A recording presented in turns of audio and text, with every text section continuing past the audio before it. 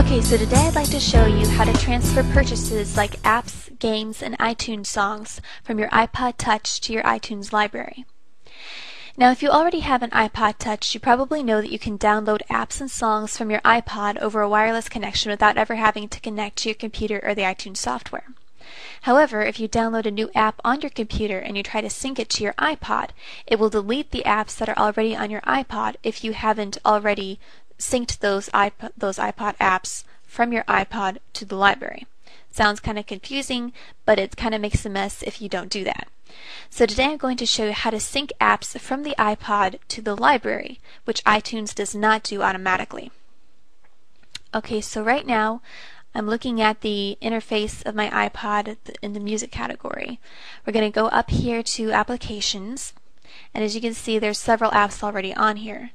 Now right now I just downloaded on my iPod Touch the Glue application. I don't know if it's any good or not, but I just tried it because it was free.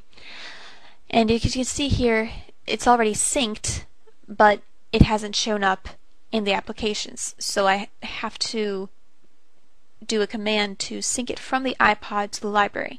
And to do that, we can go File, Transfer Purchases, or you can right-click on the device and transfer purchases.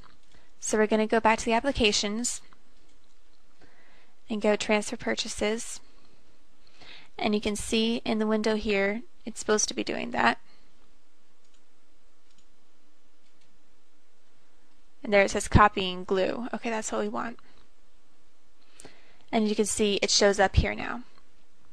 That way when you go to sync the applications in here, it shows up. Now when you click this sync applications, it'll give you this warning message. Are you sure you want to sync applications? All existing applications and their data on the iPod will be replaced with applications from the iTunes library. That's why it's so important before you sync apps from your library that you make sure all the apps that are on your iPod are already in your library, otherwise it will overwrite them and you might lose them or have at least a difficult time retrieving them from your account. But everything is okay, so we're going to click Sync Applications, and you get your choice here of which ones you want to sync. Now since I've already gotten a lot of these synced on, I'm only going to sync the new ones.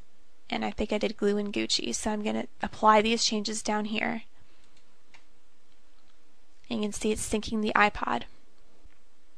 Oh, and now you can see it's removing all this, and I didn't want it to do that, so you do have to have everything checked if this is the first time you've done this. So we're going to redo all these and click Apply.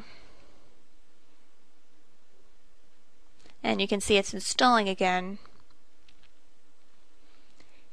And some of these, if they're a big game like say Assassin's Creed or Shooter, and those even aren't the biggest, but they're over 100 meg, you might sit here for a little while and have to wait for it.